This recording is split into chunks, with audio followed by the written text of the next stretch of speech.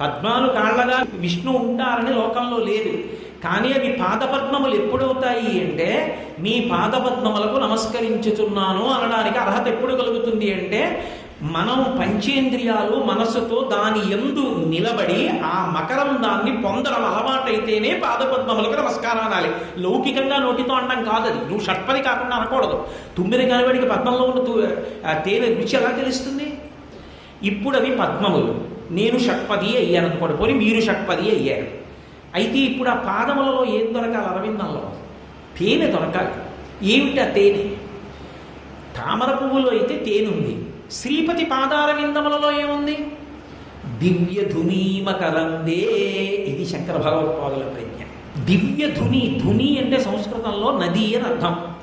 గాలి చేత కదిలుతున్నటువంటి అలలతో తరంగములతో ప్రవహించుతున్నటువంటి నదీ స్వరూపానికి ధుని అని పిలుస్తారు. కాబట్టి దివ్య ధుని మకరందే. ఇప్పుడు ఆయన పాదములనబడేటటువంటి పద్మముల యందు మామూలు మకరందం కాదుట, ఒక నదే ప్రవహిస్తోందిట.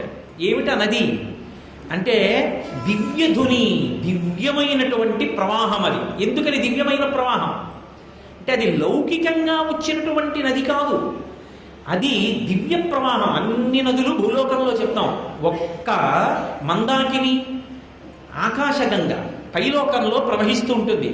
అలా ప్రవహించడానికి కారణం మామూలుగా పుట్టినది కాదు, ఎవరో ఋషి తపస్సు చేస్తే వచ్చింది కాదా ఆ నది. ఆ దేవనది రావడానికి ఒక కారణం ఉంది. శ్రీ మహావిష్ణువే ఒకప్పుడు వామనమూర్తిగా వచ్చారు.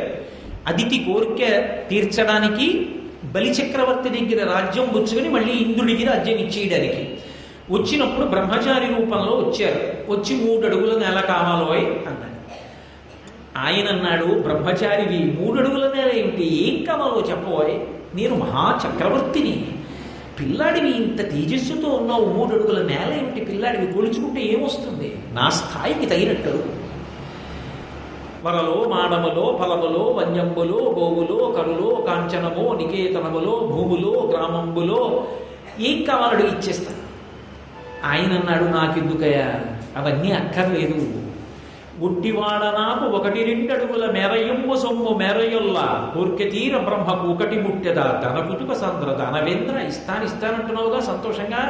3 అడుగులు ఇమ్మని లేదు, పోతన గారి చమత్కారం. 1-2 అడుగుల, 1 అడుగుతో భూమి ఒక లోకంతో స్వర్గలోకం కొలుస్తా, 3 అడుగులు ఎత్తి మీద పెడతాడు. 1-2 అడుగుల మెరయమ్ము సొమ్ము మెరయొల్లా, నాకెందుకయ్యా అవన్నీ, 3 అడుగులు ఇచ్చాలు. సరే ఏదో పెద్ద కథ నడిచింది అనుకోండి, సరే ఏదైనా ఇది సనాతన ధర్మానికి జీవం.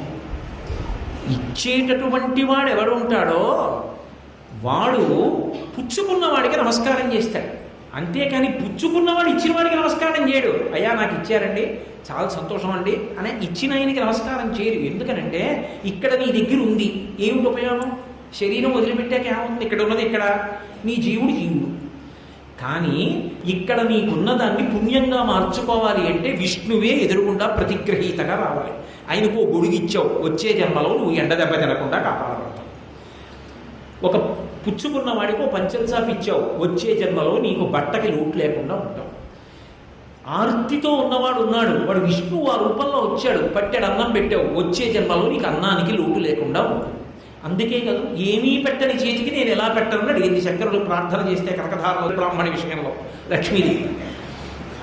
కాబట్టి ఇప్పుడు విష్ణువే ఎదురుగుండా వచ్చి నాకున్నదాన్ని పుణ్యంగా మారుస్తున్నారు. ఈ పుణ్యం నేను పైలోకాలకు వెళ్ళడానికి పనికొస్తుంది, ఉత్తర జన్మలలో జీవుడి అనుగ్రహానికి పనికొస్తుంది. కాబట్టి భవతే విష్ణు స్వరూపాయతే, పుచ్చుకున్న వాడిని విష్ణు రూపంగా భావించి వేదం నమస్కారం చేయమని చెప్పింది. ఆ మంత్రం ఎలా ఉందో దాన్ని యథాతథంగా పోతన గారు తెలుగు పద్యంలోకి తీసుకొచ్చారు. అది ఆయన గొప్ప.